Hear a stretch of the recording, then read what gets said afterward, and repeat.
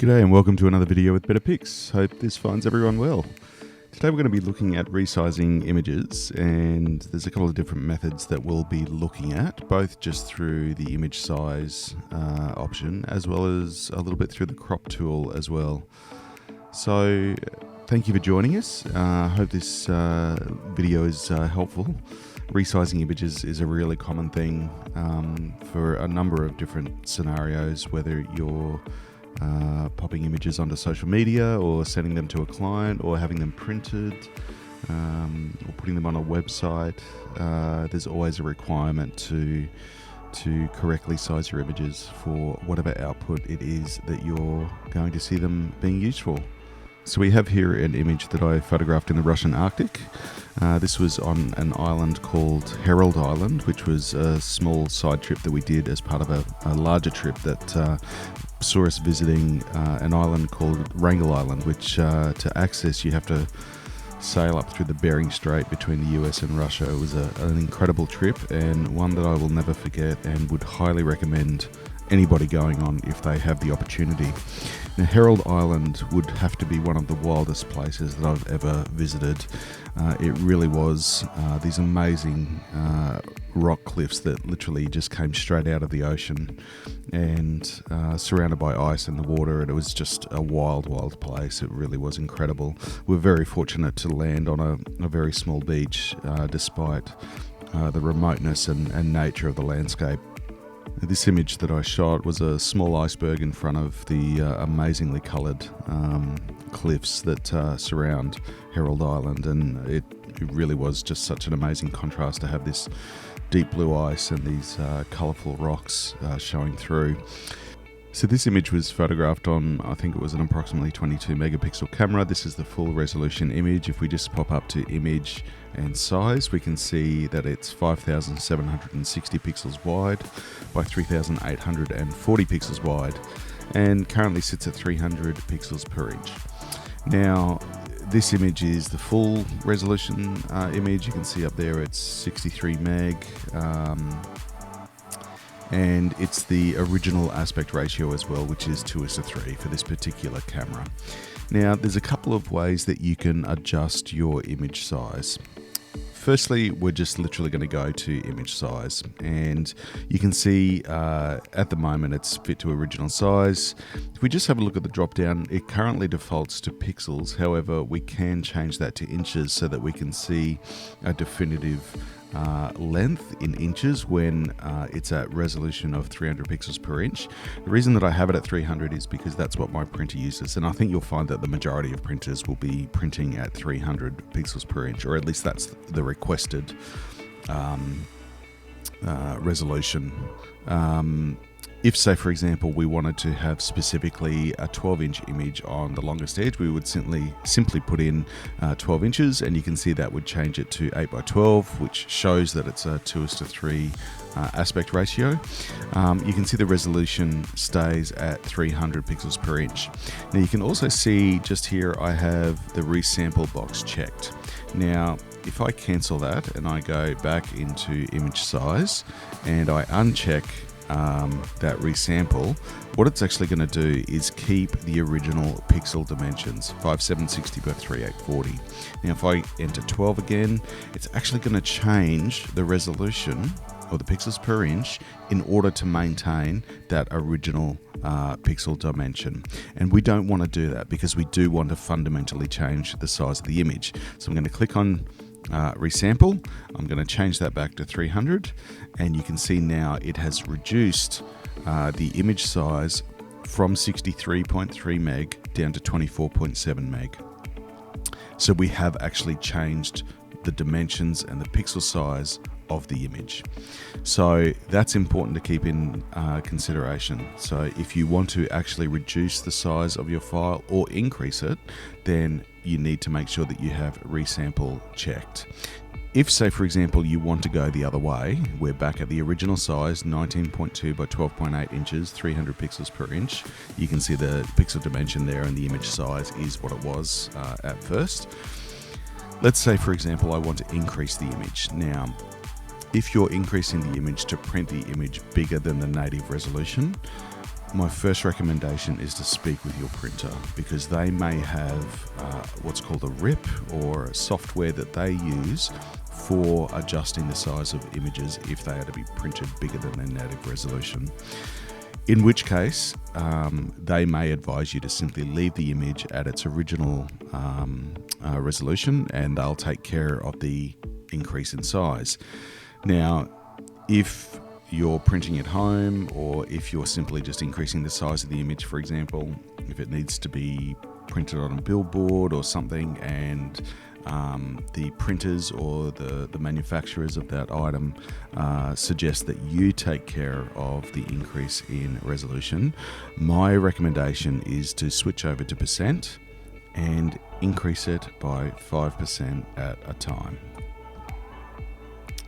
Image size, still on percent, 105%. Now, the reason that I recommend this is, over the years I've found that by increasing the image by 5% at a time maintains the best possible detail. Now, it's definitely worth going back in, viewing your image at 100%, and checking the detail that you're happy with everything. And if you need to make an adjustment, or if you need to apply some sharpening, then absolutely do that. But generally speaking, I've found that by increasing the image by 5% at a time, it maintains the detail of the image. Now, if, say, for example, you want to double the size of the image, pop in 200%, and do it in one go, but also test it by increasing 5% at a time. And that way you can see the results for yourself, and you can make sure that you're happy with the results. And generally speaking, I think you'll see a difference, but it's definitely worth going through that experimentation or process for yourself. All right, so let's go back to the original image. Let's check that out. Image size, pixels. Yep, we're back to the original size, as you can see. Now, say for example, if you not only want to decrease the size of your image, but you also want to change the shape. And there's a couple of ways you can do that. Firstly, we're going to go to our crop tool, and remember we have options up the top there for ratio as well as size. So width and height resolution. Now, there's a couple of ways you can do it. You can, for example, if you wanted to make a square image, the ratio would be 1:1. And then you could go back into image size and change the longest edge of the image, or the width and height resolution, to whatever size it is that you're wanting to go for.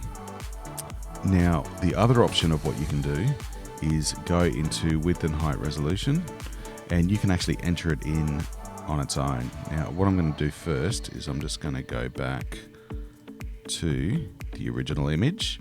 Now I'm going to hit, or I'm going to enter the width and height resolution. So I want to go 12 inches by 12 inches at 300 pixels per inch. You have the option pixels per centimeter, but we're working with 300 pixels per inch for today.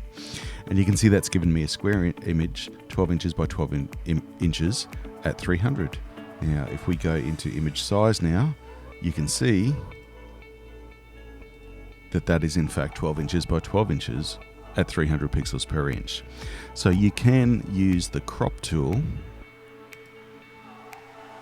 We're just going to clear that. We're going to go back to ratio.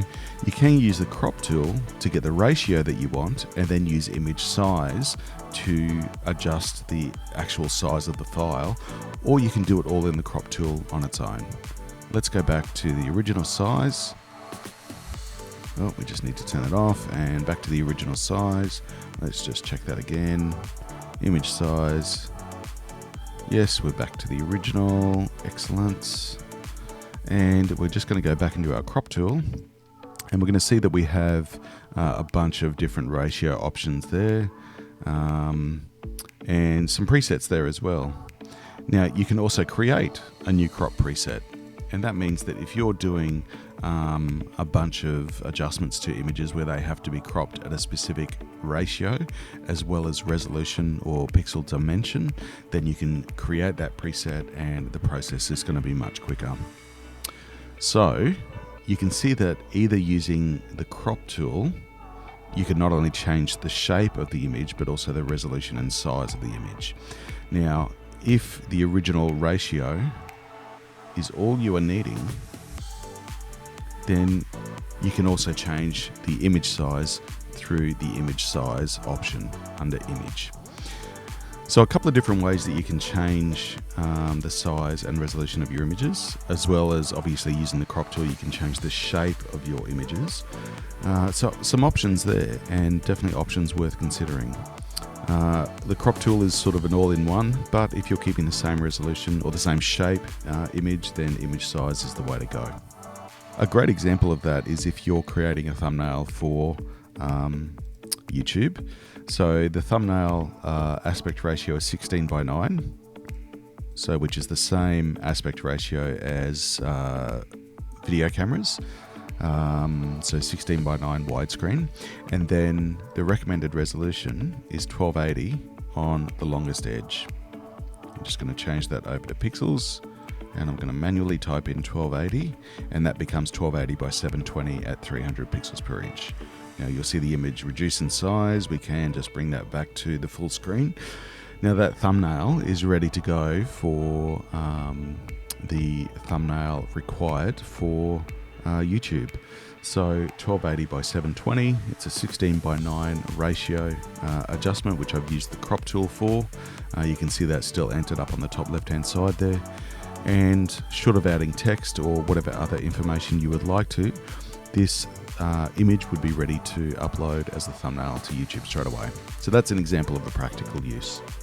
Thanks again for stopping by, and hope this video has been helpful in your workflow. As always, any questions, please pop them in the comments below. Otherwise, we look forward to seeing you in the future, and take care.